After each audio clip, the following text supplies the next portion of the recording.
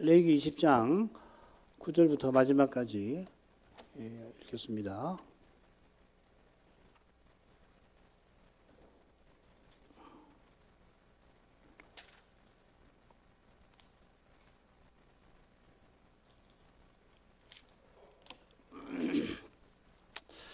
무릇 그 아비 나오미를 저주하는 자는 반드시 죽일지니 그가 그 아비 나오미를 저주하였은즉 그 피가 자기에게로 돌아가리라. 누구든지 남의 아내와 간음하는 자 곧 그 이웃의 아내와 간음하는 자는 그 간부와 음부를 반드시 죽일지니라. 누구든지 그 계모와 동침하는 자는 그 아비의 하체를 범하였은즉 둘 다 반드시 죽일지니 그 피가 자기에게로 돌아가리라. 누구든지 그 자부와 동침하거든 둘 다 반드시 죽일지니 그들이 가정한 일을 행하였음이라. 그 피가 자기에게로 돌아가리라. 누구든지 여인과 교합하던 남자와 교합하면 둘 다 가정한 일을 행함인즉 반드시 죽일지니 그 피가 자기에게로 돌아가리라. 누구든지 아내와 그 장부를 아울러 취하면 악행인즉 그와 그들을 함께 불사를 지니 이는 너희 중에 악행이 없게 하려 함이니라. 남자가 짐승으로 교합하면 반드시 죽이고 너희는 그 짐승도 죽일 것이며 여자가 짐승에게 가까이하여 교합하거든 너는 여자와 짐승을 죽이되 이들을 반드시 죽일지니 그 피가 자기에게로 돌아가리라.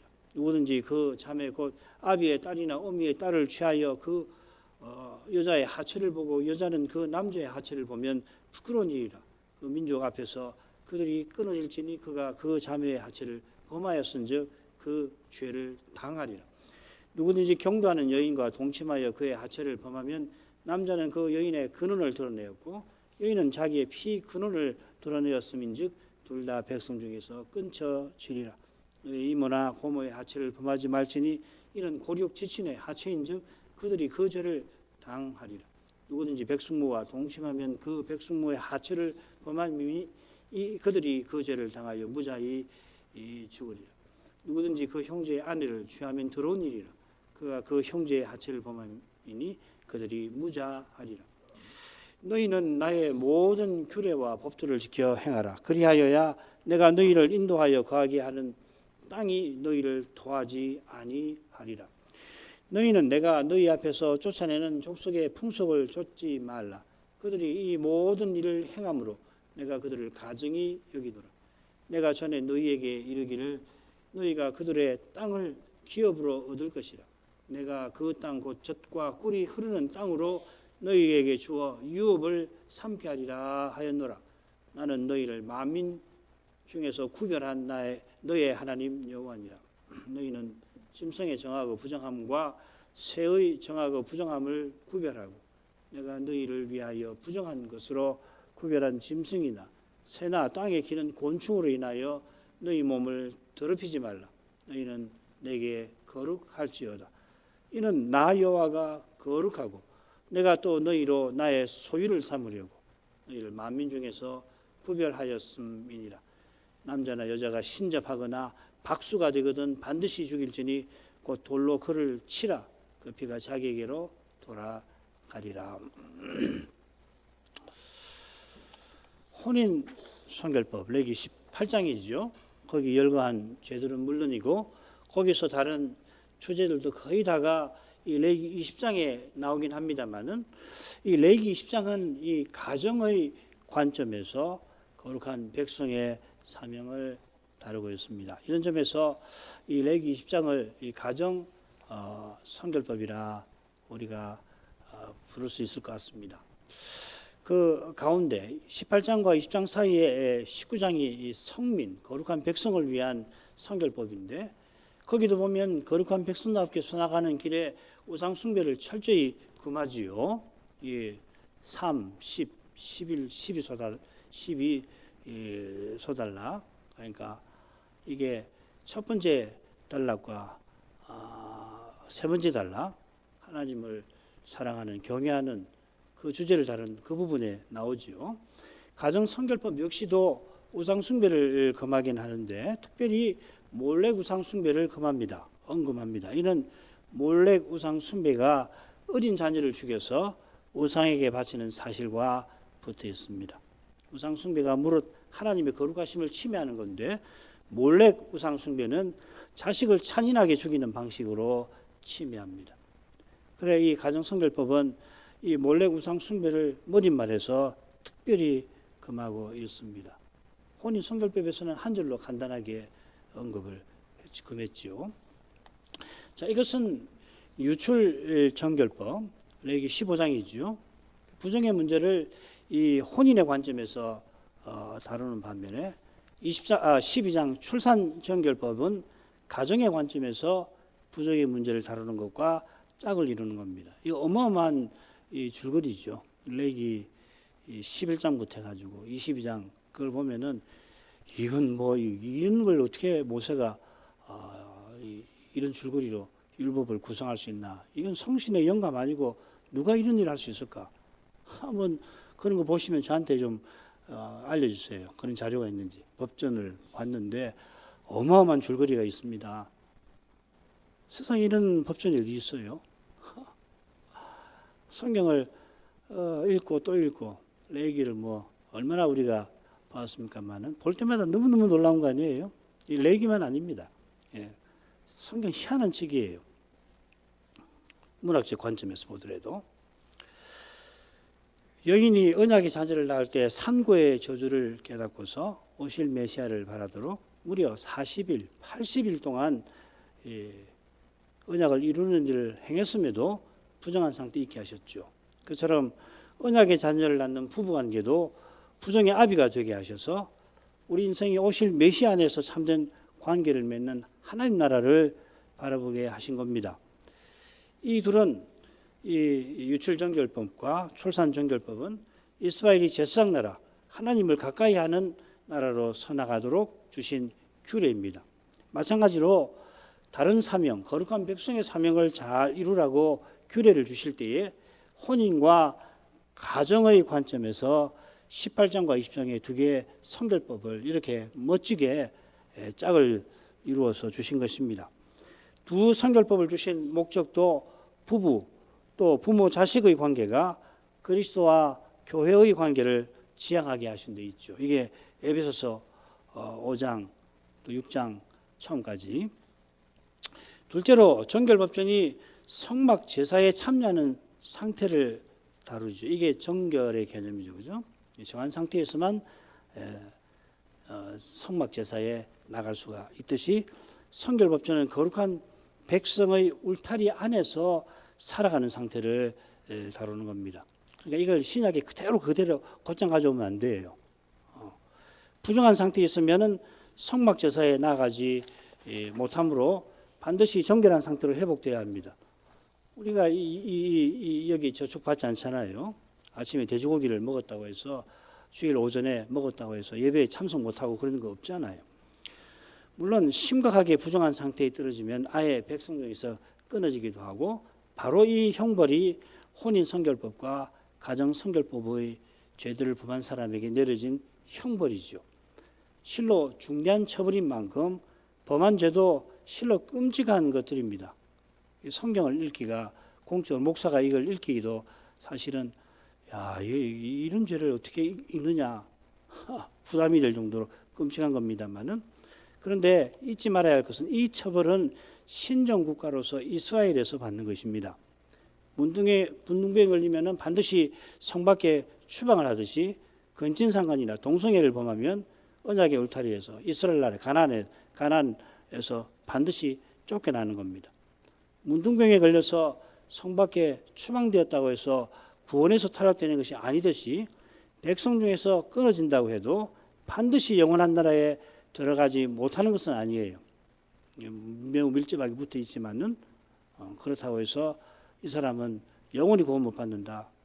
동성애를 하면 절대로 구원 못 받는다. 그건 아니지요. 동성애를 범했더라도 회개하는 사람도 있잖아요. 가령 이 성결법전 17장에 보면 피를 먹는 자도 백성 중에서 끊쳐집니다만은 그가 반드시 영원히 멸망하는 건 아니에요.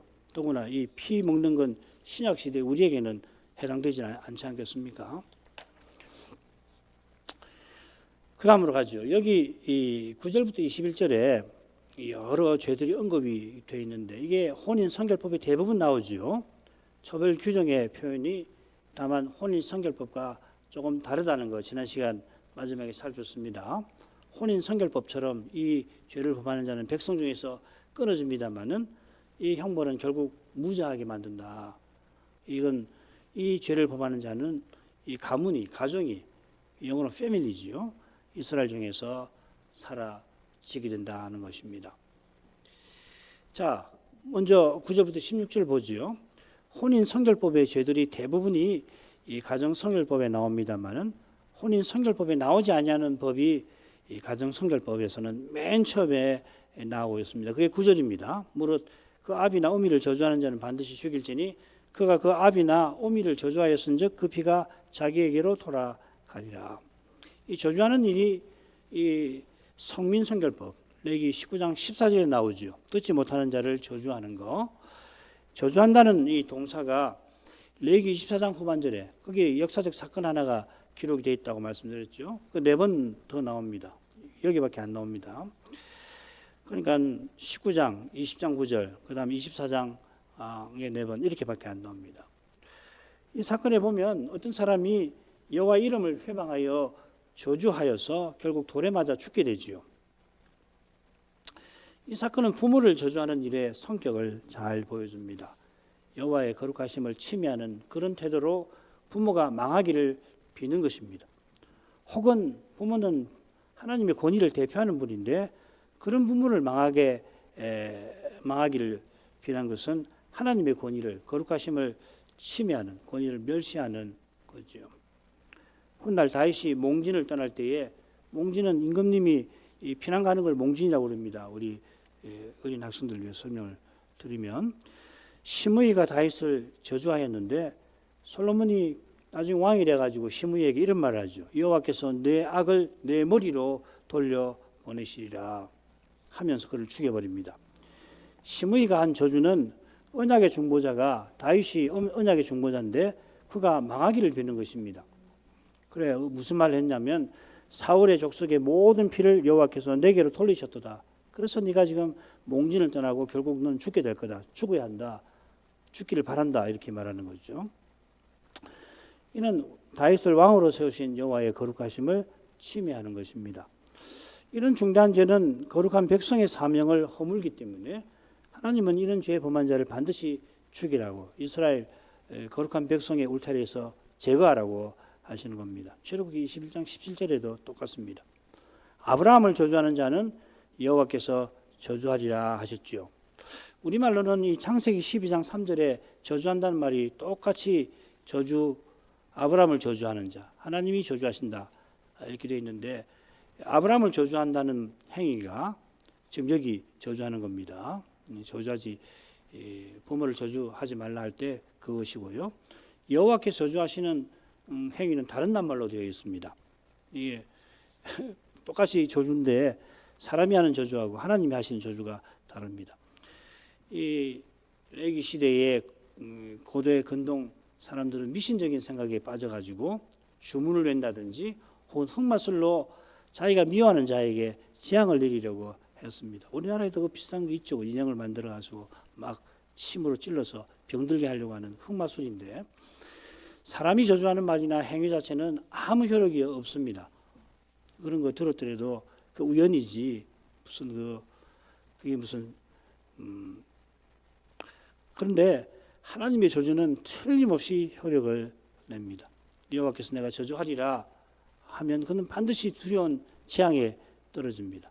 반드시 죽이라 하신 명령도 여호와의 저주를 이루는 방식에 속할 것입니다. 반드시 죽이라 하시고 그 피가 자기에게로 돌아가리라 덧붙이십니다. 이 처벌이 지금 레위기 20장 9절부터 16절에 나와요. 매번 나오는 건 아니지만 결국 9절부터 16절 한 단락으로 봐야 하는 이유도 이 표현 때문이죠. 그 피가 자기에게로 돌아가리라.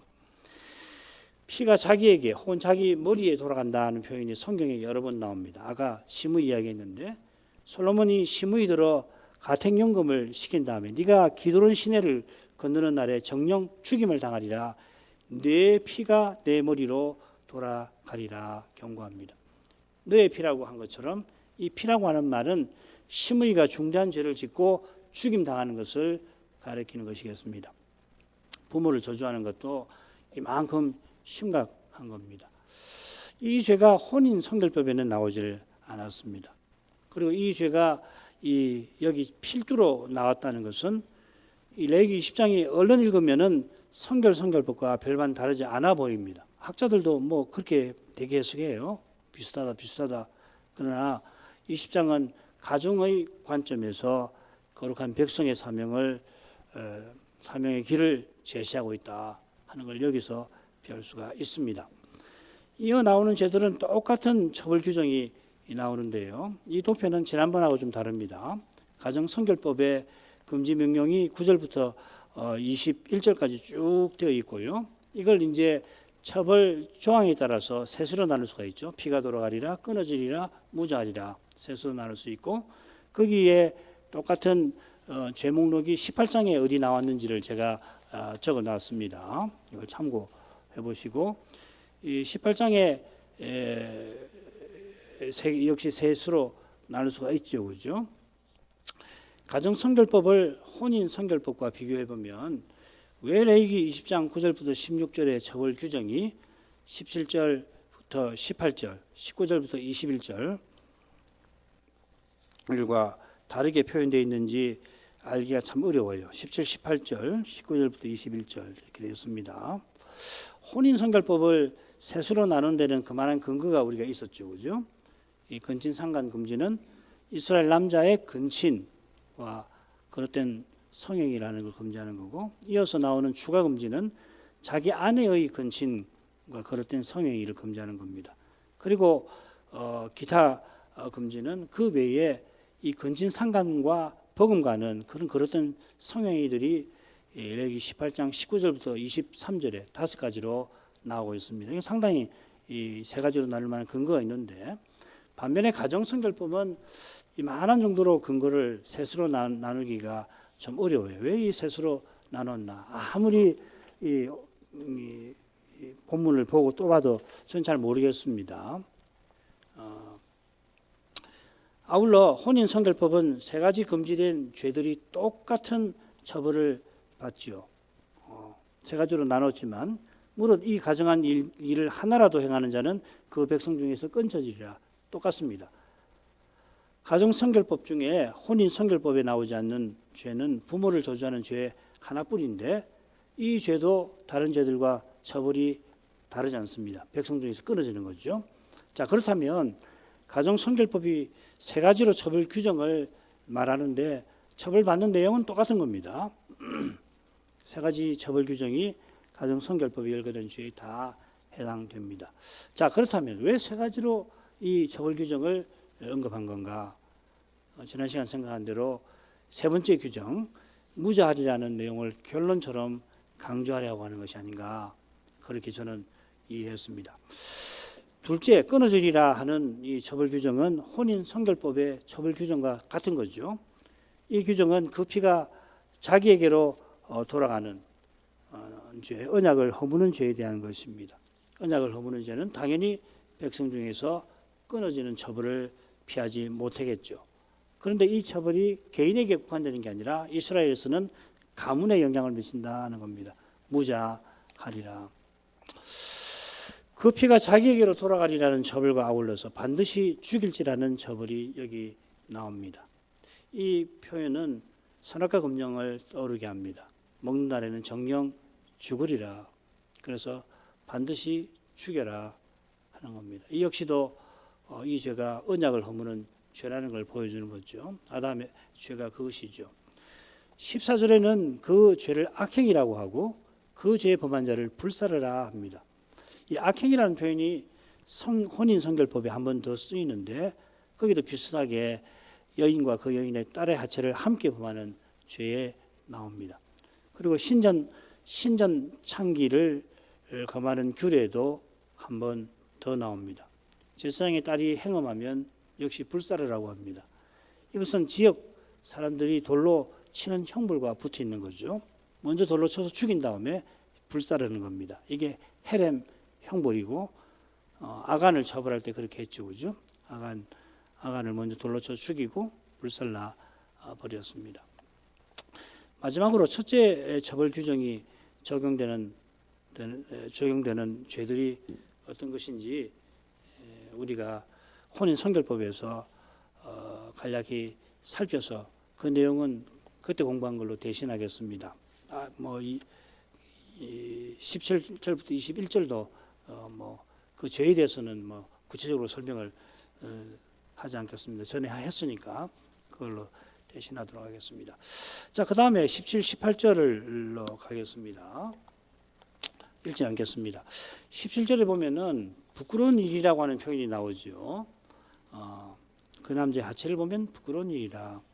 근데 이 표현이요, 흥미롭게도 하나님 인자를 가리키는 그 낱말하고 똑같아요. 헤세드라고 하는 말입니다. 어떻게 똑같은 낱말인데 뜻은 정반대죠. 그래서 이런 뜻으로는 이곳하고 잠언 14장 34절에 한 번 더 나옵니다. 죄는 백성을 욕되게 하느니라, 욕되게 한다, 이렇게 번역해 놨습니다. 잠언의 용례를 보면 이 부끄러운 일이 뭔지를 알 수가 있어요. 여기도 죄 범하는 사람이 그 민족 앞에서, 자기 민족 앞에서 형벌을 받듯이 부끄러운 일은 언약 백성 전체에 미치는 그런 것이다 하는 것을 암시하고 있습니다. 이 부끄럽다는 말의 의미는 민족 전체에 영향을 미치는 그런 죄다. 그러니까 거룩한 백성답게 서나가는데 심각한 장애를 일으키는 죄라고 이해를 하셔야 합니다. 이 부끄럽다는 말이요. 18절의 죄는 혼인 성결법에도 나왔습니다. 이 죄가 유출 정결법에 나오는 규정과 비슷하지만 다르다고 말씀드렸습니다. 혼인 성결법에서 해당 규정을 설명할 때 이 여인을 저는 아내라고 해석을 했는데, 이번에 보니까 어쩌면은 아내가 아니라 외간 여인일 수도 있겠다 하는 생각이 듭니다. 근데 확실치는 않아요.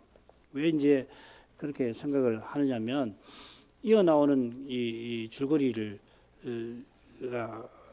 근거가 돼요. 이 어떤 학자가 지금 20장 10절부터 21절을 이런 식으로, 그러니까 가족 관계에서 범하는 죄, 가족 관계 밖에서 범하는 죄, 안에서 범하는 죄, 밖에서 범하는 죄, 이렇게 교차적으로 이렇게 되어 있죠. 이 줄거리가 맞는다면 이 성결법을 가정 성결법이라 이름 붙일 수 있는 가장 결정적인 이 내용이 될 겁니다. 게다가 이 한가운데 수간이 나온 거나 가족관계 안에서 범한 것과 바깥에서 범한 것이 가정의 초점을 잘 보여줄 겁니다. 그런데 이 문제가 있어요. 10절에 언급된 성행이 남의 아내와 간음하는 것은 가족관계에서 범하는 것이라고 보기가 힘들잖아요. 이게 아마 결정적인, 제가 이 줄거리를 채택할 수 없는 이유입니다. 그럴듯한데 이 점에서 이 줄거리는 와르르 무너지기 때문에 택하기가 어려웠습니다. 아무튼 18절의 행위는 가족관계 여부를 떠나서 의도적으로 가정을 허무는 죄가 되겠죠. 자식을 낳는 것을 기피하는 그런 행위가 되니까요. 18절에 근원이 두 번 나옵니다. 그 여인의 근원, 자기 피 근원. 결론은 뭐냐면 이거 하체랑 비슷한 뜻 같습니다. 하체를 드러낸다는 것은 타락한 사람을 상징하는 육, 고육지친이란 말에 이 육이 들어가 있다고 말씀드렸죠, 그죠? 그걸 드러내는 것과 그 드러내는 것을 상징합니다. 이 근원이란 말이 육을, 타락한 사람을 가리키는 표현 같습니다. 그 다음 19절부터 21절 역시 읽지 않겠습니다. 이 부분은 방금 살핀 부분과 마찬가지로 하체를 범하는 죄를 주로 다룹니다. 이 하체를 범한다는 말이 이 17절부터 21절에 집중적으로 나오고 있습니다. 고륙지신의 하체를 범한다. 혼인 성결법에서는 이 말이 줄곧 나왔죠, 그죠? 여기서는 이 부분에 주로 나옵니다. 지난 시간 살핀 것처럼 여기는 처벌 규정이 무자하리라 이렇게 되어 있습니다. 이 죄를 범하는 이는 자기만 처벌받고 자기만 백성 중에서 쫓겨나고 마는 것이 아니라는 겁니다. 이 무자하다라고 하는 이 표현이 구약 성경에 이곳에 두 번 나오고요. 나머지 두 번 더 나옵니다. 아주 드물게 나오는 말인데 한 번 어디 나오냐면 아브라함의 일에서 나옵니다. 그돌라오멜 원정대 격판 후에 여호와께서 아브라함을 찾아오셔서 아브라함아 두려워 말아라. 나는 너의 방패 내 상급이니라. 그렇게 일러주시니까 아브라함이 무엇을 내게 주시려나이까 나는 무자합니다 하죠. 여기 이제 무자하다는 것은 그저 자녀를 얻지 못한다 하는 게 아니라 언약의 후사를 아직 얻지 못했다 하는 뜻입니다. 비슷하게 여기 무자하리라고 하는 처벌은 가문이 언약의 나라에서 제거되는 그런 무서운 처벌을 가리킵니다. 이 죄를 당한다는 말은 죄책을 진다 하는 말입니다. 이거는 뭐 제사법에서도 제가 여러 번 말씀을 드린 줄 압니다. 자, 그 다음에 네 번째로 가죠. 거룩하라는 부분입니다. 사람의 부정한 입에도 담기 힘든 죄들을 여호와께서 친히 언급하신 다음에 거룩하라고 명령하십니다. 줄거리를 한번 보십시다. 22절 나의 모든 법도와 규례를 지켜 행하라. 그 다음 23절에는 반대로 가나안 족속의 가정한 풍속을 좇지 말아라. 24절에서는 가나안 기업에서 거룩한 백성이 되게 하려고 하신다. 그 다음에 25절은 다시 23절과 짝을 이루어서 부정한 고기를 먹어서 가정한 고기입니다. 가정하게 되지 말아라. 그 다음 26절은 결론입니다. 내게 거룩하라. 그러니까 처음 마지막 한가운데 거룩하라는 명령이 나오죠. 그리고 사이사이에는 반대로 가정한 죄를 지지 말아라. 대조적으로 나옵니다. 아주 멋진 줄거리를 통해서 뭘 말하려고 하는가를 줄거리를 통해서 이미 보여주고 있습니다. 이어 나오는 내용을 아주 간단하게 살피겠습니다. 22절 너희는 나의 모든 규례와 법들을 지켜 행하라. 그리하여야 내가 너희를 인도하여 거하게 하는 땅이 너희를 토하지 아니하리라. 자, 이 명령은 이 레위기 19장 마지막 소달락과 거의 똑같죠. 사실은 같습니다. 짝을 이루는 둘째 부분 7절, 8절, 20장 7절, 8절에서 이 주제를 우리가 이미 살핀 줄 압니다. 너희는 스스로 거룩하게 하여 거룩하라. 우리말에는 스스로 정결하게 하여 이렇게 번역했는데 스스로 거룩하게 하여 거룩하라 했습니다. 7절에 그 명령이 나오죠. 이건 여호와의 거룩하신 영광을 배웁고서 변화를 받아서 여호와의 규례를 지켜 행하라 하시는 것입니다. 주님의 영광을 참으로 뵙게 되면 모든 규례를 지켜야 되겠다는 생각이 나요. 그러니까 하나님 영광을 뵙지 않으면은 이런 마음 생기기 어렵죠. 얼마나 어려운 일이라는 거 잘 아시잖아요. 타협해버리고 하나님의 거룩한 영광을 보는 이마다 마음을 다해서 거룩하신 하나님을 사랑하지 않을 수 없습니다. 그런 거룩한 사랑은 모든 규례를 기꺼이 받들고자 하는 것입니다. 그러니까 결국은 이제 소망이 되는 거죠. 장차 그리스도와 같아지게 해주셨으면 그날이 속히 오기를. 이웃에서는 하나님의 계명을 다 순종하고 싶지만 안 되잖아요. 그러니까 또 순종했는데 했지만은 돌아보면 거기 나의 부족, 연약, 심지어 죄가 있단 말이에요. 그 순종한 거 참 감사한데 금방 부족하구나, 어림없구나 회개하게 되고 그래서 장차 그리스도와 같아지게 해주실 그날이 속히 왔으면 그게 우리 바람 아닙니까? 그렇게 하면은 내가 너희를 인도하여 거하게 하는 땅이 너희를 토하지 아니하리라. 이 약속을 얻게 됩니다. 이 약속은 혼인 성결법 맺은발에 나온 경고와 딱 붙어 있는 거죠. 거기는 토할 거다 경고하죠, 그죠? 이 죄를 범하면 그 땅이 너희를 토할 거다 경고했는데 여기서는 반대로 토하지 아니할 거다. 약속의 땅에서 거룩한 백성답게 살아서 언약의 복을 누리게 하겠다 그 말씀이죠. 자, 두 번째로 가죠. 그래, 이 약속은 동시에 경고입니다. 23절에 금령을 범하면 약속의 땅이 이스라엘을 토하여낼 건데 어떤 금령이냐 하면은 너희는 내가 너희 앞에서 쫓아내는 족속의 풍속을 좇지 말아라. 그들이 이 모든 일을 행함으로 내가 그들을 가증히 여기노라. 내가 너희 앞에서 쫓아내는 족속, 가나안 족속이죠. 그 풍속이 바로 가정 성결법이나 혼인 성결법 가운데 나오는 죄들을 다 가리킵니다. 그들이 이 모든 일을 행하였다 하였습니다. 이게 얼마나 끔찍한 일이에요. 이게 하나님이 과장하신 것이겠습니까? 과장하신 거 아니죠. 그래 여호와께서 가정히 여기신다 했습니다. 이 가정히 여긴다는 말은 사실은 번역이 너무너무 어려운데 여기 가정히 여긴다는 말은 몹시 미워하신다는 이야기입니다. 어디 나오냐면 리브가가 에서가 얻은 이방인 아내들을 인해서 이제 내 생명이 너무 싫다. 난 이제 그만 죽고 싶다고 남편 이삭에게 말할 때 이 표현을 씁니다. 얼마나 고통스러우면은 나는 이제 살아도 산 사람이 아닙니다. 그래 야곱은 그렇게 하지 않도록 하십시다. 할 때 이제 쓰는 말입니다. 그만큼 여호와께서 가나안 족속의 풍속을 끔찍이 미워하신다 하는 겁니다. 이런 풍속을 자기 백성이 좇는다면 이스라엘은 그 땅에서 쫓겨날 거다 하시는 겁니다. 24절로 가죠. 내가 전에 너희에게 이르기를 너희가 그들의 땅을 기업으로 얻을 것이라. 내가 그 땅 곧 젖과 꿀이 흐르는 땅으로 너희에게 주어 유업을 삼게 하리라 하였노라. 나는 너희를 만민 중에서 구별한 너희 하나님 여호와라. 가나안 주신 목적을 여호와께서 분명히 밝히십니다. 가나안은 기업입니다. 기업은 사명을 이루기 위하여 주시는 이 땅이나 재물을 소유를 가리키는 겁니다. 이스라엘의 사명은 여호와께서 나는 너희를 만민 중에서 구별한 너희 하나님 여호와라 하신데 그 사명이 분명히 드러나죠. 만민 중에서 구별했다. 이것도 괜찮은 번역인데 사실은 만민과 구별해 하여서 하나님의 소유로 삼으셨다는 뜻입니다. 출애굽기 19장 5절에도 마찬가지로 그런 뜻으로 쓰였습니다. 이 만민과 구분하는 것입니다. 그래서 자기 소유로 삼으시는 거예요. 이게 거룩함 의미죠. 중요한 근원적인 의미가 여기 나옵니다. 구별해서 자기 것 삼으시는 것이 거룩함입니다. 그래서 제사장나라와 거룩한 백성의 사명을 주신 거죠. 너희 하나님 여호와는 언약의 하나님이시고 언약을 친히 이루시는 분임을 나타냅니다. 25절로 가겠습니다.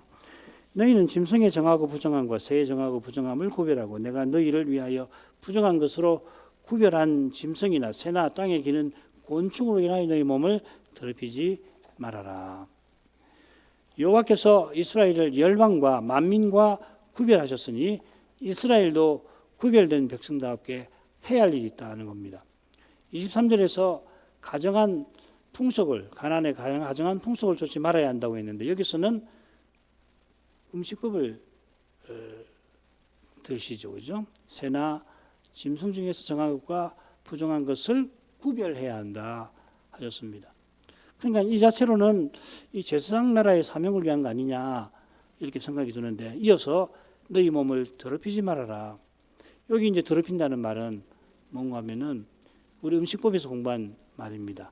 부정한 짐승의 사체를 먹는 것을 가리킵니다. 이거 가정한 것이죠, 그렇죠? 부정한 동물은 내가 너희를 위하여 부정한 것으로 구별한 짐승이나 새나 땅에 기는 곤충, 이것들은 하나님이 이거는 부정한 거야 하시고 이것들의 사체를 피가 있는 상태로 그 사체를 먹으면 몸을 더럽히는 것, 여호와의 거룩하심을 침해하는 것이다 그 말입니다. 26절 너희는 내게 거룩할지어다. 이는 나 여호와가 거룩하고 내가 또 너희로 나의 소유를 삼으려고 너희를 만민 중에서 구별하였습니다. 7절 명령과 같은 겁니다. 여기도 거룩하라 명령하시는 이유가 이어지는데 7절보다 자세합니다. 그 이유는 여호와께서 거룩하셔서 이스라엘을 자기 소유 삼으신 데 있고 이건 24절에서 우리가 살폈고 이미 수도 없이 살핀 것입니다. 27절로 가죠. 남자나 여자가 신접하거나 박수가 되거든 반드시 죽일지니 곧 돌로 그를 치라. 그 피가 자기에게로 돌아가리라. 이건 머리말하고 짝을 이룹니다. 거기는 보면 신접한 자와 박수를 좇는 자를 백성 중에서 끊으리라 하셨는데 여기서는 그렇게 만든 신접한 자와 박수를 역시 헤람의 형벌로 다스리겠다 경고하십니다. 이런 자들은 언약 백성들 들어 몰렉을 섬기게 해서 거룩한 백성의 사명을 무너지게 하는 자라 이런 엄벌을 경고하시는 것입니다. 이 정도로 해서 가정성결법을 마치도록 하겠습니다. 기도할 제목. 가정성결법은 언약의 가정에 초점을 두고서 우리의 부정한 입술에도 담기 힘든 죄들을 열거합니다. 언약의 가정은 이스라엘을 하나님의 집으로 삼으신 언약과 딱 붙어 있는 거죠. 그 안에 있는 거죠. 가정성결법은 혼인성결법과 더불어서 이스라엘이 사람을 대하는 관점에서 이 거룩한 백성답게 서나가게 하는 길을 제시하는 겁니다. 얼른 신약 백성과 상관없는 죄처럼 여겨질지 모릅니다.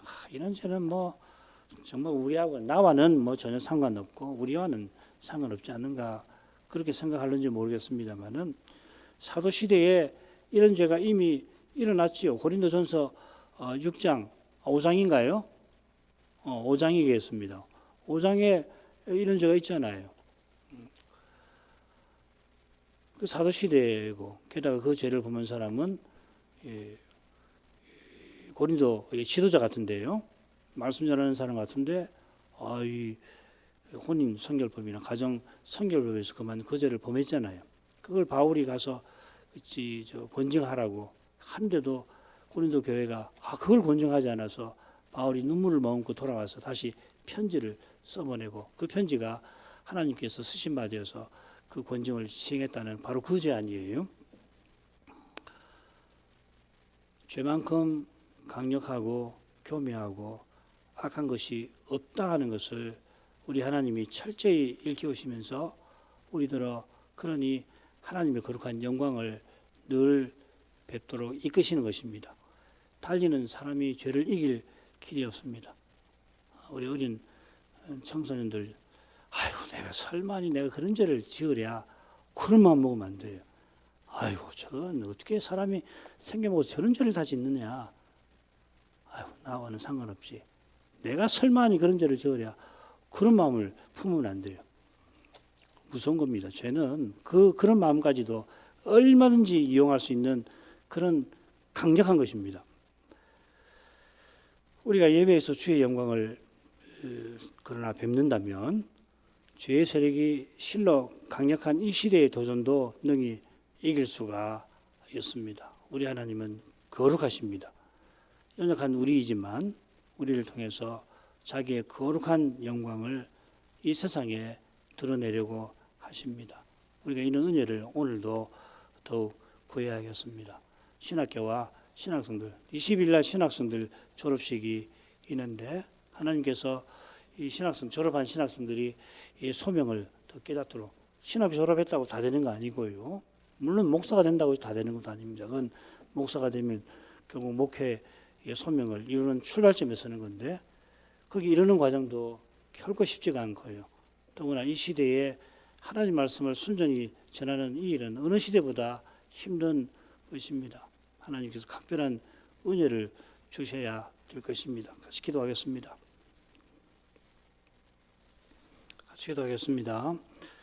거룩하신 아버지 이날에 가정 성결법을 마저 살피며 하나님의 거룩하심을 더 바라보도록 이끄심을 감사드립니다.